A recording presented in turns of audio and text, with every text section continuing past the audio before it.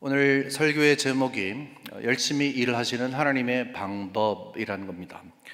설명이 좀 필요할 것 같습니다. 왜냐하면 이 제목 자체에 대한 질문이 가능하기 때문에 그렇습니다. 맨 처음에 있는 질문은 과연 하나님이 일하시는 분이신가 하는 것입니다. 우리 하나님께서 6일 동안 열심히 천지를 창조하신 이후에 7일째 되는 날에 안식에 들어가셨다, 쉬셨다 이렇게 말을 하고 있습니다.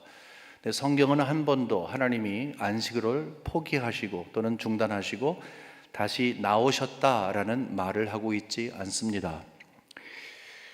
사실 하나님께서 안식을 하고 계시는 것 아닌가 하는 생각을 갖는다는 것이죠. 하나님이 일을 하신다는 것이 뭔가 조금 이상합니다.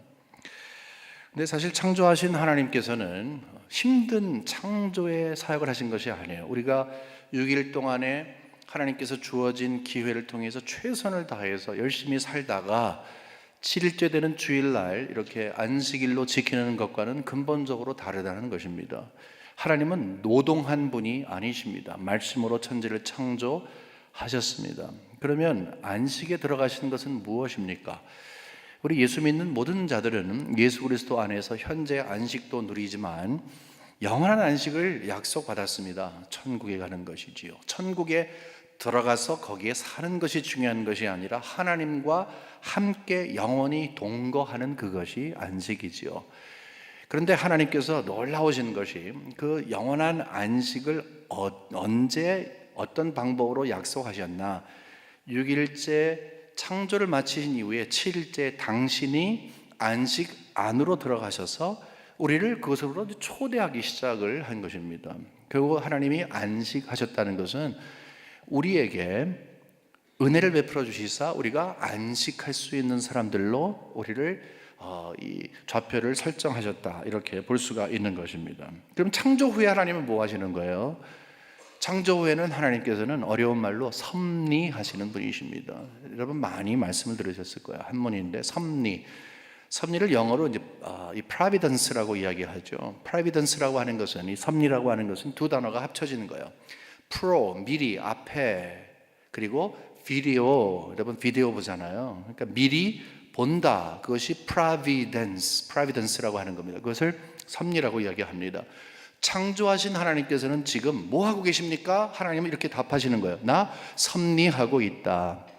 섭리하고 있다고 하는 그것이 providence가 미리 모든 것을 다 아시고 보신다 하는 그런 의미이지만 우리가 TV 앞에 앉아서 그를 멍청하게 바라보는 것처럼 하나님은 다 아시고 그냥 바라보신다는 그런 의미가 아니라 하나님은 세상의 모든 작고 커다란 것을 목적을 정하시고 목적에 이르기까지 하나님께서는 주관하시고 그것을 이끌어 가시고 책임지시는 분이시다라고 하는 거예요.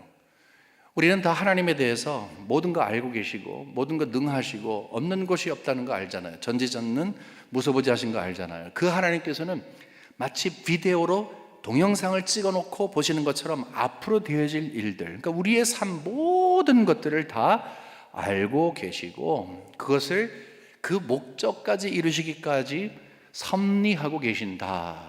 그런 의미에서 섭리하시는 하나님 하게 되면 일하시는 하나님이라고 말할 수가 있습니다.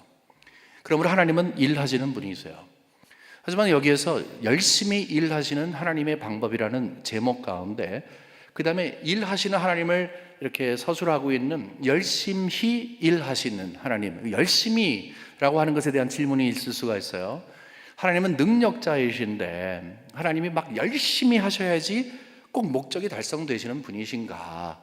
그냥 하나님은 널널하게 하셔도 될 텐데 왜 열심히 하신다고 하실까? 그것은 우리의 인간적인 표현이죠. 최선을 다하신다고 하는 그런 모습이죠. 근데 사실은 최선을 다하신다고 하는 그것보다 좀 더 깊은 의미가 있어요. 하나님은 열심히 일할 수밖에 없는 우리의 형편을 알고 계신다는 거예요. 여러분, 하나님께서 여러분들에게 일을 맡기시고 여러분의 삶을 책임져 주신다고 가정을 해보세요.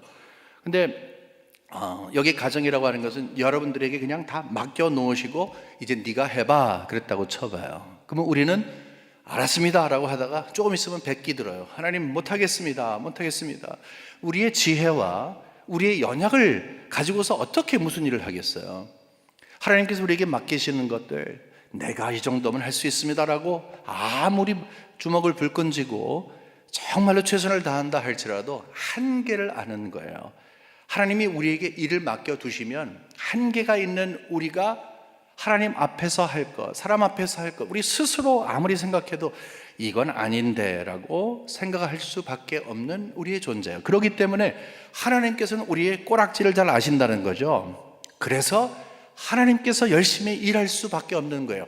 목적을 달성하기 위해서는 우리가 하든지 하나님이 하시든지 해야 되는데 우리는 불가능하기 때문에 하나님께서 대신 일을 하신다. 그런 의미에서 하나님께서는 열심히 일을 하신다는 것입니다. 그러므로 열심히 일하시는 하나님에 대해서 우리는 의심할 바가 아무것도 없어요.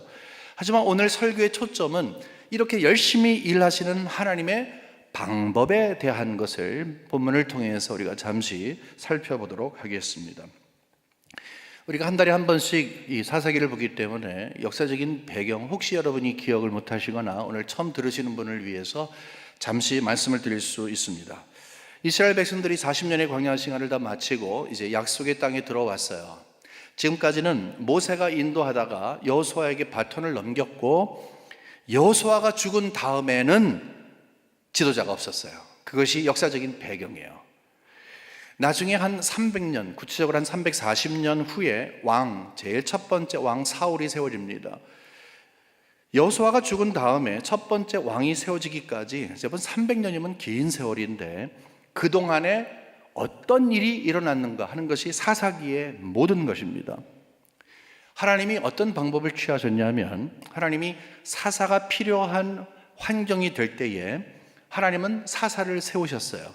사사는 하나님이 세우신 그 뜻을 이루려고 노력을 해서 완수하는 모습이 있습니다.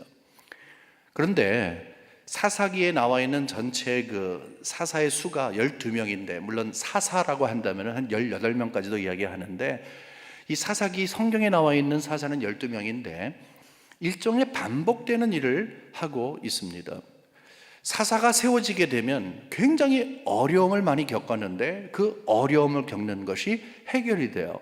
어떤 어려움인가 하면, 지금 여호수아가 죽은 이후에 지도자가 없는 상황 가운데서 외세의 침략이 있습니다.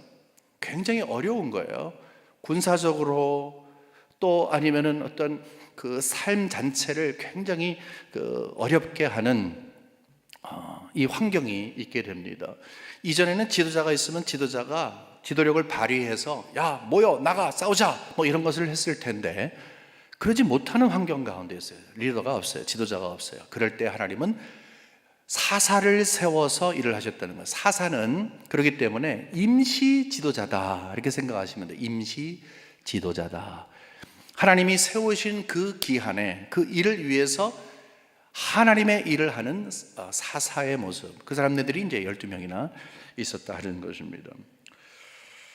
아까 말씀드린 것처럼 사사를 세워야 할 환경이 있을 때 하나님이 세우면 사사들이 열심히 일을 해서 어려움이 사라지는, 이것이 이렇게 반복이 됐어요. 근데 여기에서 한 가지 분명히 짚고 넘어가야 될 것이 있어요. 그것은 뭐냐 하면, 왜 12번씩이나 그것이 반복이 됐냐는 거예요. 사사들이 사라진 다음에 무슨 일이 있었기 때문에, 첫 번째 사사가 사라진 다음에 무슨 일이 있었기 때문에 두 번째 사사가 필요했었고, 사사가 나타나서 잘 해결을 해서 평안해졌으면 된 건데 왜 어떤 환경이 있었기 때문에 또 사사가 필요했던가 하는 질문을 갖게 되는 거예요. 거기에서 이스라엘 백성들이 지니고 있었던 고질병이 있었던 것을 우리는 알게 됩니다. 그것은 사사들이 하나님이 세워주셔서 그 사역을 한 다음에 어려움이 다 사라졌는데 지속되지 못하고 이스라엘 백성들은 거기서 굉장히 커다란 영적인 이 함정에 빠졌어요. 그것은 하나님을 배반하고 다른 신을 섬기는 거였어요. 그러니까 이게 하나의 사이클이 된 것이죠. 사사를 세웠어요. 사사가 하나님께서 하라는 일을 했어요. 평안했어요. 근데 시간이 지나면서 이스라엘 백성들이 하나님이 베풀어 주신 그 은혜에 대해서 망각하고 다시 하나님을 버린 거예요. 그리고 다른 신을 섬겼어요. 어렵죠. 사사가 필요했다고 하는 것은 그 어려운 것을 이야기하는 거예요. 하나님이 불쌍히 여겨서 또 사사를 세우시고 이렇게 하는 것이 계속 반복이 된 것입니다. 16절과 17절의 그것에 약간 부분적으로 우리가 알 수 있어요. 여호와께서 사사들을 세우사 노략자의 손에서 그들을 구원하게 하셨으나 그들이 그 사사들에게도 순종하지 아니하고 오히려 다른 신들을 따라가 음행하며 그들에게 절하고 여호와의 명령을 순종하던 그들의 조상들이 행하던 길에서 속히 치우쳐 떠나서 그와 같이 행하지 아니하였더라. 사사들이 있을 때는 괜찮았어요. 하지만 사사들에게도 순종하지 아니하고 그 시간이 지난 다음에는 다시 하나님을 버리고 이방신을 섬겼다. 이것이 반복이 됐다. 12명의 사사가 필요했던 것은 이것이 반복되었기 때문이다 하는 거예요. 지금은 디지털 시대여서 아날로그 시대의 것에 많이 우리가 익숙하지 않습니다. 도리어 우리 아이들 같은 경우는요, 디지털에 대해서는 대단한데 이 아날로그에 대한 개념조차 있지 않는 것 같습니다. 이제 역사 속으로 사라진 여러 가지 것들 가운데 공중전화도 이제는 사라졌고요. 그런 거 느끼지 않으세요? 옛날에 쭉 줄 서 갖고서 전화하던 거, 이제는 그런 거 없습니다. 다 핸드폰 들고 다니죠. 그런 거랑 마찬가지로 없어지는 것들이 한두 개가 아닌데 그 중에 참 소중했던 것 중에 하나가 전축이에요. 전축. 여러분 기억하세요? 전축? 이렇게 스피커가 양쪽에 있으면은 거기에 앰플리파이어가 있고 거기에 뭐가 있어요? 턴테이블이 있어요. 턴테이블. 그러면은 레코드가 쫙 있잖아요. 한국에서 있을 때는 미국에서 온 그 원판 하나 갖고 있으면은 굉장히 폼 잡았던 그런 때도 있어요. 어쨌든 그거 LP 딱 꺼내 갖고서 턴테이블에 올려놓습니다. 그러면 이제 빙빙 돌아가죠. 그러면 조심스럽게 이렇게 그 바늘을 위에다가 탁 올려놓아요. 그러면 탁 소리와 함께 이제 노래가 나옵니다. 예수 사랑하심은 성경에서 배웠네. 그런 게 나오는 거예요. 근데 여러분 사실은 그거는요, 골이 있어요. 그 바늘이 골을 지나가는 거예요. 근데 항상 우리가 듣고자 하는 음악이 나오지 않고요, 가끔 판이 망가질 때가 있어요. 그러면 뭐냐면 튈 때가 있어요. 튈 때. 여러분 아시죠? 기억나느냐? 판이 튀는 거예요. 그러면 예수 사랑하심은 그 다음에 성경에서 배워내야 되는데 예수 사랑하심은 날 사랑하심하고 끝나는 거예요. 툭 소리가 난 다음에 툭 튀는 거예요.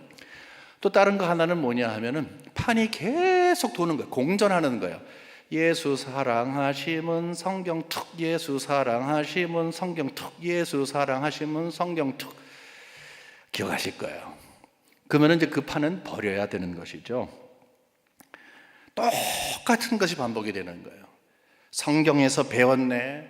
앞쪽으로 나가야 되는데 똑같은 것이 반복이 되는 거예요. 이스라엘 백성들이 사사기 전체가 바로 그랬다 하는 것입니다. 마치 레코드판을 틀어놨을 때 똑같은 것이 반복이 되고 반복이 되고 반복이 되는 것처럼 우리는 이 상황을 통해서 이스라엘 백성들이 지니고 있었던 영적 상태 또는 아주 악한 습관을 발견하게 됩니다. 어떤 건지 아십니까? 4가지예요. 첫 번째는 영적으로 타락하게 돼요. 하나님을 버리고 우상을 섬기는 타락을 하게 돼요. 그러면 하나님께서 개입하십니다. 그들을 힘들게 하세요. 어렵게 하세요. 왜냐? 돌아오라고 힘들게 하시는 거예요. 기억나게 하시는 거예요. 채찍하시는 것이죠. 그러면 그들이 어려움 가운데서 하나님을 향해서 찾습니다. 하나님 도와주세요. 하나님 도와주세요. 어려우니까 도와주세요. 그러면 마지막으로 하나님께서는 사사를 보내셔서 도움을 주십니다. 그것이 패턴이 됐었어요. 그러면 또 예수 사랑하심은 성경 툭 예수 사랑 똑같이 반복이 되는 거예요. 그들이 하나님을 버렸기 때문에 하나님을 버린 상황 가운데 영적으로 타락하잖아요. 그러면 또 어려움을 주세요. 부르짖어요. 도와주세요. 타락해요. 계속적으로 이것이 반복이 됐다 하는 것입니다. 그 일부분이 바로 여기에 있어요. 18절부터 있어요. 여호와께서 그들을 위하여 사사들을 세우실 때에는 그 사사와 함께 하셨고 그 사사가 사는 날 동안에는 여호와께서 그들을 대적의 손에서 구원하셨으니, 대적은 뭐예요? 그들 어렵게 하는 그 원수 대적으로부터 사사를 통해서 이기게 하셨다는 거예요. 소원을 들어주신 거죠. 이는 그들이 대적에게 압박과 괴롭게 함을 받아 슬피 부르짖음으로 여호와께서 뜻을 돌이켰음이거늘. 도와주세요. 그러니까 하나님께서 사사를 보내셔서, 이제 마음을 바꿔서 사사를 보내셔서 그들을 도왔다는 거예요. 19절에 그 사사가 죽은 후에는, 여기 또 문제가 있는 거예요. 또 툭 튀는 거예요. 그 사사가 죽은 뒤에는 그들이 돌이켜 그들의 조상들보다 더욱 타락하여 다른 신들을 따라 섬기며 그들에게 절하고 그들의 행위와 폐역한 길을 그치지 아니하였다. 이렇게 이야기를 하고 있습니다. 네 가지의 습관이 계속 반복이 됐다는 거예요. 한두 번이 아니라는 거예요. 12번 계속 이런 일이 생겼다는 거예요. 패턴이죠. 일종의 패턴이 있는 거예요. 여러분, 패턴을 발견하셔야 됩니다. 근데 이 패턴이 그들의 패턴인 것 같지만 사실을 자세히 보면 우리가 지니고 있는 패턴이에요. 그래서 좀 더 주의 깊게 우리가 봐야 합니다. 영적으로 타락을 해요. 하나님이 어려움을 주세요. 주여 도와주세요. 그래요. 주님이 도와주세요. 그런데 또 타락을 해요. 그러면 하나님께서 또 다시 어려움을 주세요. 또 이것이 우리의 삶 가운데서도 그 튀는 판처럼 반복이 되고 또 반복이 된다는 것입니다. 일종의 패턴인 것입니다. 잘 생각해 보세요.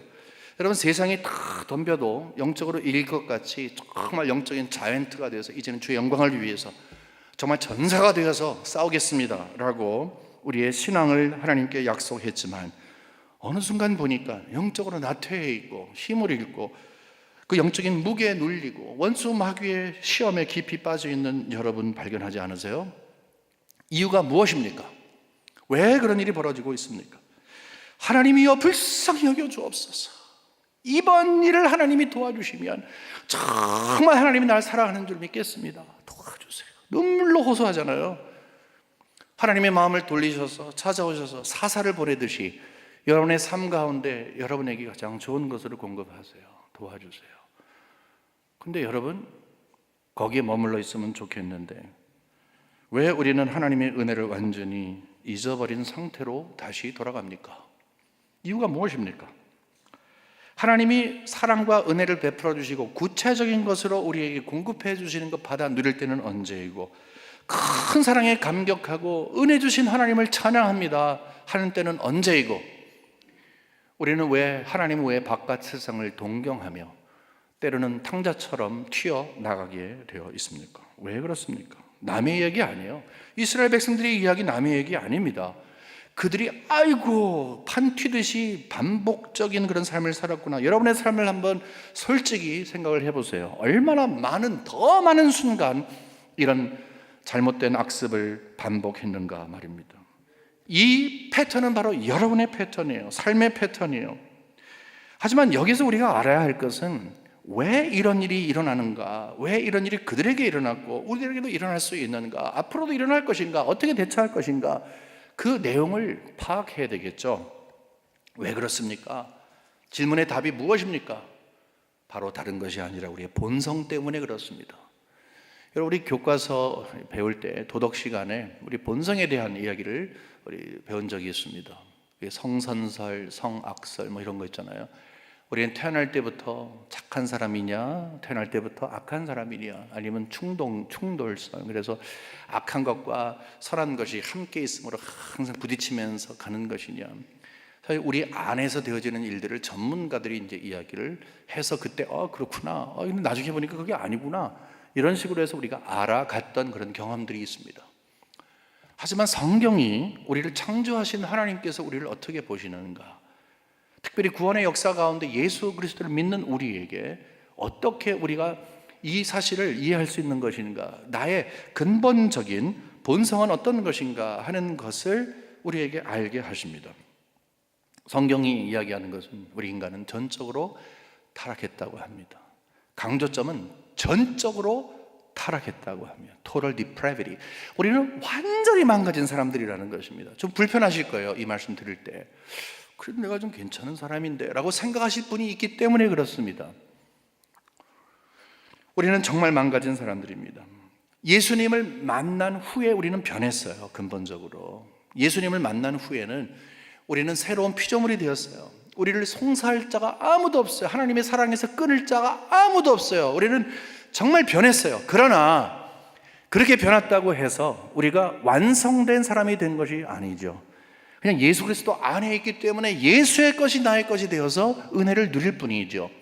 예수 믿기 전에는 우리는 구원받지 않은 죄인이에요. 예수 믿은 다음에 이제 구원받은 죄인이에요. 그 차이밖에 없습니다. 다시 예수 믿기 전에는 구원받지 않은 죄인, 예수 믿은 다음에는 구원받은 죄인, 그것 외에는 아무것도 아닙니다. 여러분의 속마음을 한번 살펴보십시오. 여러분이 아무리 선한 생각을 하고 선한 마음을 가져도 주의 말씀이 우리에게 필요한 이유가 뭐예요? 그거 없으면 우리는 마음대로 사는 거예요. 나는 하나님을 제대로 믿습니다 라고 하는 이름 가지고서도 마음대로 살 수가 있는데, 하필이면 하나님께서 저희들에게 이 말씀을 주셔서 우리를 꼭 붙잡아 두시는 이유가 뭐예요?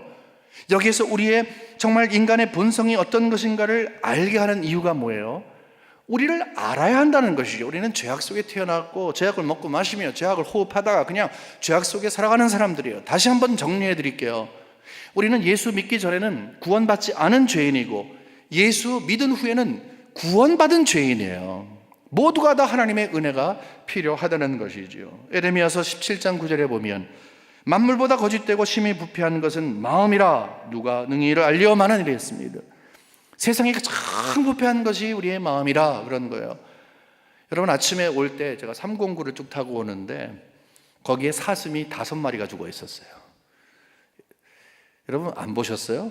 1, 2부 때는 이런 소리가 나던데 글쎄 5마리가 죽어 있었어요.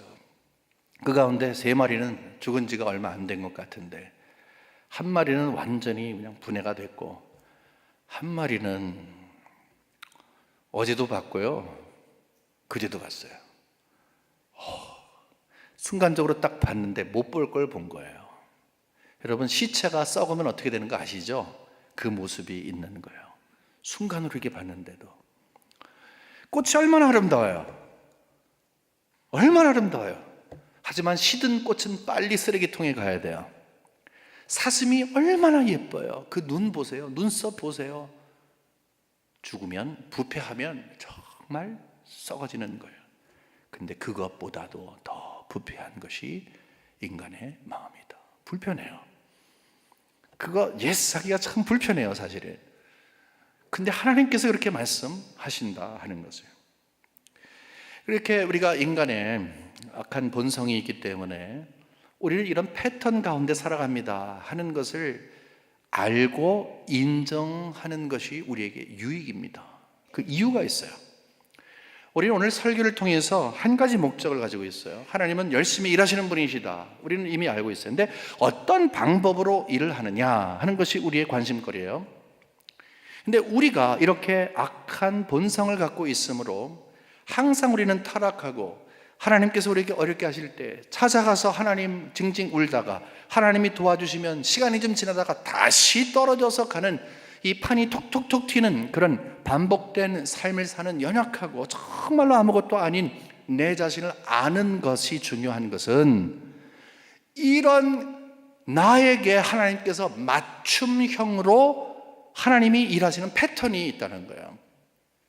내가 누구인지를 알아야 하나님이 나를 잘 아셔서 나에게 가장 적합한 것으로 일하시는 하나님의 방법이 깨달아지기 시작한다는 것입니다. 여러분 보세요. 우리 인간의 패턴과 하나님의 일하시는 패턴이 같이 이렇게 갑니다. 맞춤형이라고 그랬어요. 보세요. 4가지로 말씀드렸습니다. 맨 처음에는 우리는 영적으로 타락을 합니다.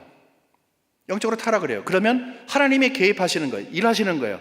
하나님이 우리에게 어려움을 주십니다. 하나님이 일하시는 거예요. 여기에서 벌써.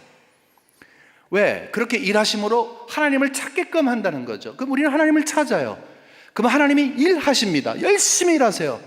사사를 보내시고 일하시는 것처럼 주의 사자를 보내서 일하시고 말씀을 통해서 특별히 예수 그리스도를 통해서 우리에게 베풀어 주신 그 은혜를 다시 기억하게 하시며 주의 말씀의 훈계로 우리를 삼아주시는 거예요.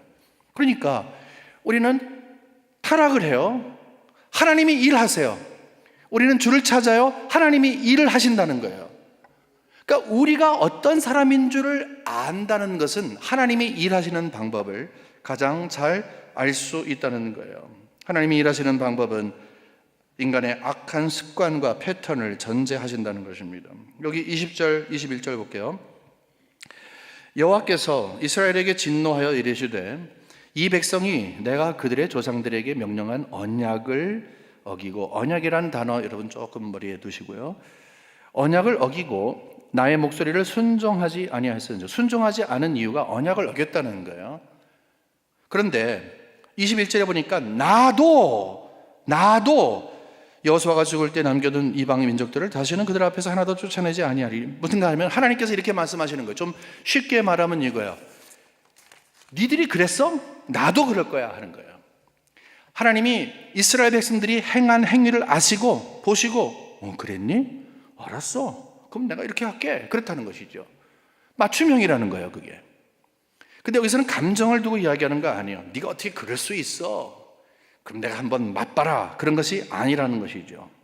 하나님이 여기서 말씀하시는 것은 내가 너희를 잘 안다. 너희들 아무리 뛰어봤자 벼룩이야. 빙빙빙 돌면서 이 순환의 패턴의 삶을 사는 너희들의 그 속 안에 있는 문제를 내가 잘 알아. 그러니 내가 일을 할게 라고 하시면서 하나님께서 열심히 일하시는 근거를 말씀해 주시는 것입니다. 여러분, 하나님께서 일하시는 것은 비밀스러운 거가 아무것도 없어요. 무슨 말씀인가 하면 하나님이 정말 나를 위해 일을 하실까? 라고 의심하거나 고민할 필요가 없다는 거예요. 이스라엘 백성들이 광야 생활을 할 때 하나님이 어떻게 그들에게 인도하셨어요?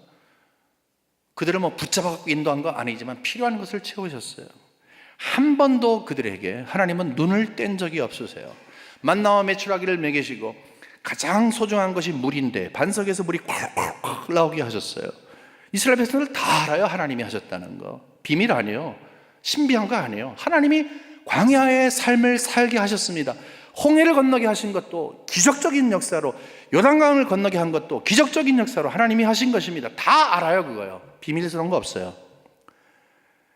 이스라엘 백성들이 광야를 지나서 약속의 땅에 들어왔을 때 도저히 점령할 수 없는 여러 성들을 점령하게끔 한 거, 하나님이 도우셨다는 거 우리는 다 증거받았어요. 그들도 알고 있어요.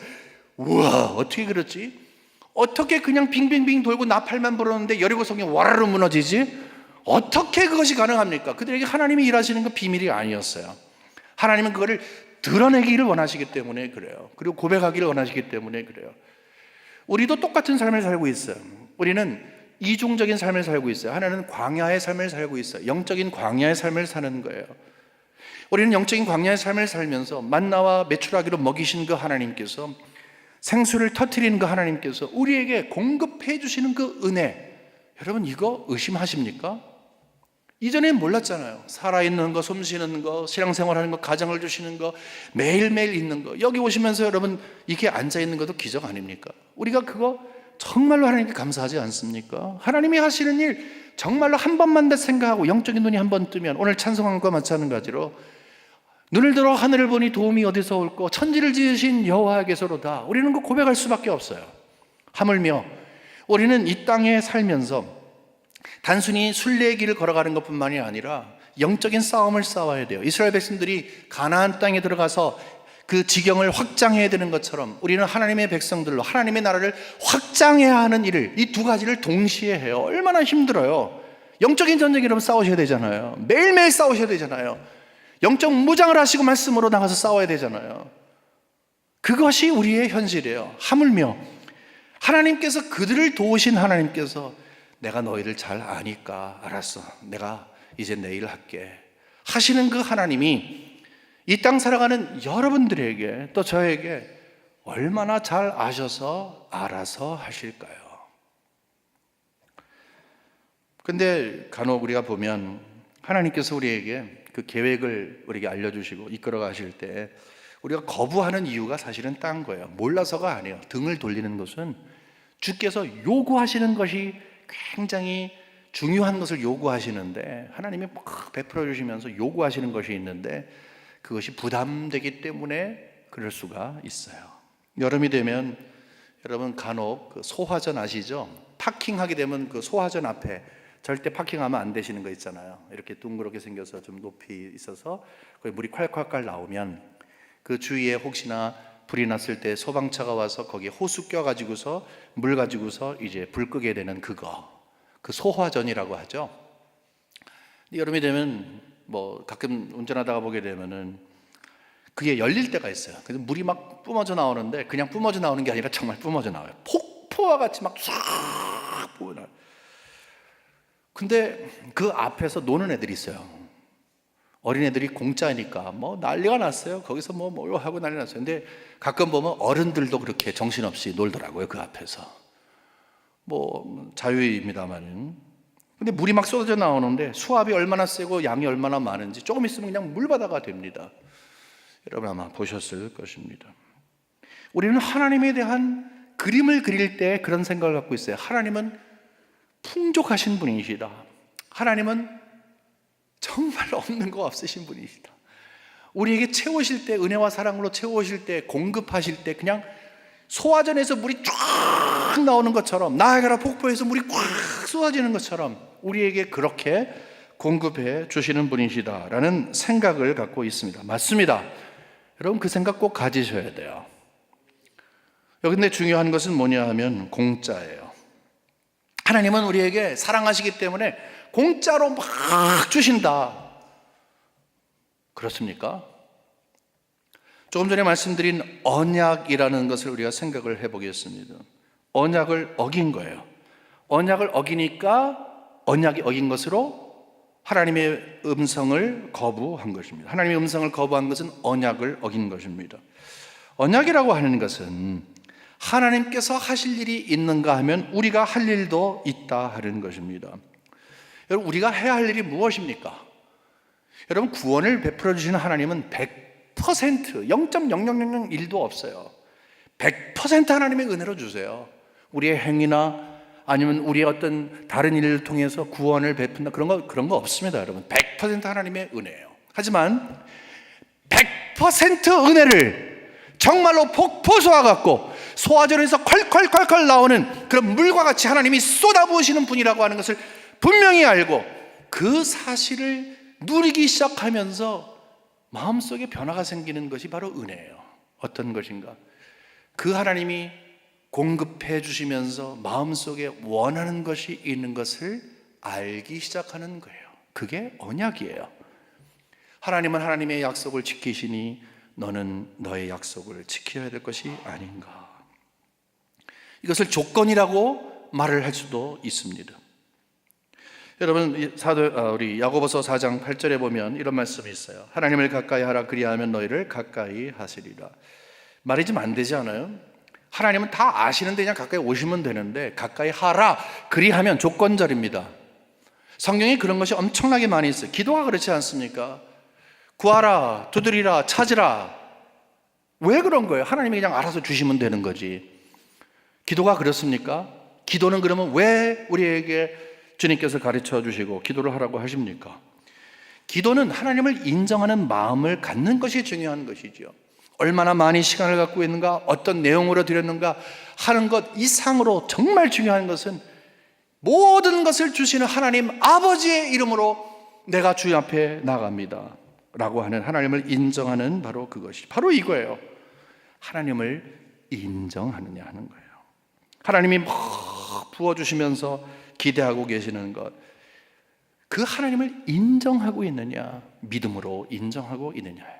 성경에는 시험이라고 하는 단어가 두 가지로 사용되는 것입니다. 영어로 보면 분명한데 하나는 temptation이고 하나는 test예요. 원수마귀가 우리에게 주는 것이 temptation이죠. 예수님도 시험을 받으셨어요, 원수마귀에게. 하나님은 우리를 절대로 temptation을 주진 않습니다. 하지만 테스트는 주세요. 테스트는 학기가 시작한 다음에 한 학기를 잘 정리하면서 시험을 봐야 실력 있는 사람이 되고 그 다음 단계로 나갈 수가 있어요. 잘 정리하는 것이고, 시험지를 내는 분에게는 이 아이가 정말 잘하고 있는가, 또 시험을 치르는 사람은 그 시험지를 낸 분은 나는 이런 실력을 갖고 있습니다 라는 것을 서로가 확인받을 수 있는 기회예요. 그것이 바로 테스트인 것입니다. 여기 22절과 23절에 보면 이런 말씀이 있어요. 이는 이스라엘이 그들의 조상들이 지킨 것 같이 나 여호와의 도를 지켜 행하나 아니하나 그들을 시험하려 함이라.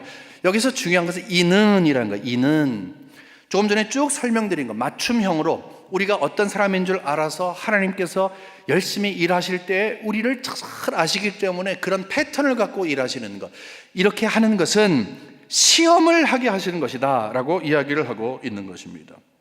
시험을 하게 하는 거예요. 과연 언약의 백성으로 하나님께서 하신 일에 대해서 내가 어떤 일을 해야 되는 거지? 나는 어떻게 해야 되는 거지? 라는 고민이 있느냐 없느냐, 그것이 바로 시험인 것입니다. 하나님이 능력자이시기 때문에 우리가 누리는 모든 것들을 하나님이 하시지만 구원도 그리스도 안에서 그리스도께서 완성하시는 것으로 우리가 혜택을 받아 누리지만 정말 조건 없는 사랑으로 우리에게 초대하셔서 그 은혜를 베풀어 주시지만 그 은혜 가운데 있으면, 사랑 가운데 있으면 내가 주님을 위해서 무엇을 해야 하지? 라는 고민이 생기는, 그 고민이 있느냐 없느냐 하는 테스트를 한다 하는 것입니다. 하나님은 오늘도 우리를 시험하십니다. 하나님이 시험하시는 분명한 이유가 있습니다. 하나님이 우리를 계속적으로 시험하세요. 그 마음이 있느냐 없느냐. 왜 그래요? 하나님의 열심 때문에 그렇습니다. 하나님의 열심 때문에 그렇습니다. 존 파이퍼라고 하는 침례교 목사님 가운데 우리 개혁주의 설교자이시고 목회를 잘하시고 지금 은퇴하셨는데, 그분이 쓴 책 중에 하나가 하나님의 영광을 위한 하나님의 열심이라고 하는 책입니다. 하나님의 영광을 위한 하나님의 열심, God's passion for His glory라고 하는 거예요. 하나님의 열심, 그리고 하나님의 열심과 대조가 되는 나의 열심 또는 자기 열심, 이것을 소개하면서 깊은 하나님의 마음을 보도록 우리에게 초대합니다. 하나님의 열심이라고 하는 것은 바로 이거예요. 우리가 왜 삽니까? 삶의 목적이 무엇입니까? 라고 했을 때 하나님께 영광 돌립니다 라고 하는 이야기를 해요. 무엇을 하든지 하나님께 영광 돌립니다. 하나님을 즐거워하고 영원토록 그를 기뻐하는, 그것을 이야기하잖아요. 근데 하나님의 열심이라고 하는 것은 우리가 고백하는 그 삶의 목적을 가능하도록 하게끔 하는 것이 바로 하나님의 열심이라는 거예요. 그러니까 결국은 하나님께 영광 돌리는 삶이 무엇인지 가르쳐 주시고 그 삶으로 인도하시고 하나님을 계속적으로 즐거워하고 기뻐하고 친교 나누고 그 가운데 살아갈 수 있도록 하나님께서 우리를 도와주시고 인도하시는 것, 우리가 그렇게 할 수 없는 사람들이기 때문에 할 수 있는 그것이 바로 하나님의 열심이다, 이렇게 이야기해요. 그러면 나의 열심, 자기 열심은 무엇이냐?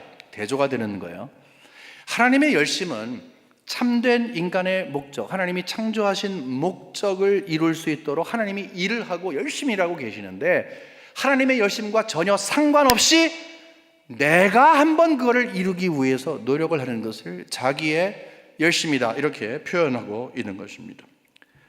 하나님의 열심에 관계가 없는 나의 열심은 어떤 것인가? 일을 하다가 시들시들해지는 거예요. 일을 하다가 시험에 드는 거예요. 참 기쁨이 없어지는 거예요. 하나님의 일을 하는데 하나님의 일을 하고, 아니 어떻게 그럴 수가 있어요? 어떻게 그럴 수가 있어요? 그럴 수 있다는 거예요. 열심히 했는데 어떻게 그럴 수가 있어요? 그럴 수가 있어요. 왜? 그것은 자기 열심이에요. 하나님의 열심, 정말로 창조의 목적을 가지고 섭리하시는 하나님께서 그 목적으로 이끌어 가시는 것과 전혀 상관없이 내가 한번 해보지 라고 하는 바로 그것, 그대로 하면 지치는 것밖에 없어요. 마음속에 기쁨이 사라지는 것밖에 없다고 그분이 여기에서 지적하고 있는 것입니다. 그것은 이분이 말씀한 게 아니라 성경이 우리에게 가르쳐 주시는 것이죠. 결국 그렇기 때문에 나의 열심이 포기되야 된다는 의미가 아니죠. 여러분, 열심을 내긴 하지만 하나님의 열심히 일하신 하나님의 그 열심에 내가 어떻게 좀 센시티브하게 할 것인가. 우리가 낼 수 있는 열심은 바로 이거예요. 가장 중요한 출발점은 하나님이 나를 위해서 열심히 은혜를 공급하시고 사랑을 공급하시는데 하나님의 마음이 무엇일까? 하나님을 인정해 드리는 것이지. 여러분, 그것이 작은 것이라 생각하십니까? 그것이 쉬운 것이라 생각하십니까? 그게 안 돼서 이스라엘 백성들은 또 넘어져서 레코드판이 반복하여 돌아가는 듯한 그런 삶을 살았어요. 지금까지 여러분이 사셨던 삶의 흔적 가운데 바로 그 작은 것이 안 돼서, 하나님을 전적으로 인정하고 의지하는 것이 안 돼서 여러분들이 그렇게 실패해 오시는 것입니다. 하나님은 열심을 내시는 분이에요. 하나님이 열심을 낸다 하는 이유는 다른 의미에서 끝까지 포기하지 아니하신다. 여러분 가만히 안 두실 거예요. 계속 이것을 반복하실 거예요. 여러분에게 정말로 원하시면 여러분 어려움도 주시기도 하고, 그래서 하나님 찾게 하시고 또 도움 주시고 할 거예요. 하지만 이것을 우리가 계속적으로 갈 수는 없다는 것이죠. 이제는 그렇습니다. 하나님께서 나의 모든 것 되십니다. 항복합니다. 이제 하나님의 방법을 수용합니다 라는 선언이 있어야 된다는 것입니다. 중요한 것은 우리의 마음인 거예요. 하나님의 은혜와 사랑을 정말로 이해한다면, 또 이해하면서 우리가 하나님 앞에 드릴 고백이 있습니다. 부담스러운 거예요. 왜냐하면 하나님 밖에 세상의 것이 달콤해 보이고 더 커 보이기 때문에 그래요. 더 좋아 보이기 때문에 그래요. 그래서 포기하는 것이 결코 쉽지 않아요. 그래도 하나님은 그것을 원하시는 거예요. 우리의 마음을 훔쳐가기를 원하시는 거예요. 하나님이 말씀하십니다. 내 폭포수와 같은 은혜, 내 폭포수와 같은 사랑을 받은 너희들아, 나를 인정해달라. 나를 찾아라. 나에 대한 믿음이 좀 있길 원한다. 정말 부탁한다. 주님께 붙들려 살아가는 여러분과 제가 되기를 주님의 이름으로 간절히 축원합니다. 하나님 아버지, 감사합니다. 저희를 불쌍히 여겨주시어서 예수 그리스도를 보내주시고 우리가 누구인지를 알게 하시는 아름다운 시작을 하게 하시니 감사합니다. 도덕적으로 윤리적으로 괜찮은 사람인 줄 알았고 세상의 기준에서 그래도 내놓을 것이 있는 사람인 줄 알았는데 이제는 구원받은 죄인으로 하나님의 은혜를 머금고 살아가야 합니다. 그래서 고개를 숙입니다. 마음의 고개를 숙입니다. 주 이름을 찾습니다. 그럼에도 이 속 안에 있는 속성이, 부패한 나의 속성이 자꾸 우리를 하나님께 감사하는 것은 감사고 또 멀리하게끔 합니다. 세상을 사랑하는 마음 정말로 끄기가 너무 쉽지 않습니다. 하지만 하나님 아버지, 우리가 하나님의 사랑을 또 은혜를 정말 안다면 우리는 우리의 믿음의 길을 걸어가며 예수님께서 우리를 인도하시는 그 확신이 우리에게 있다면 우리는 분명히 고백할 것이 있습니다. 하나님 사랑합니다. 이제는 주님을 떠나지 않겠나이다.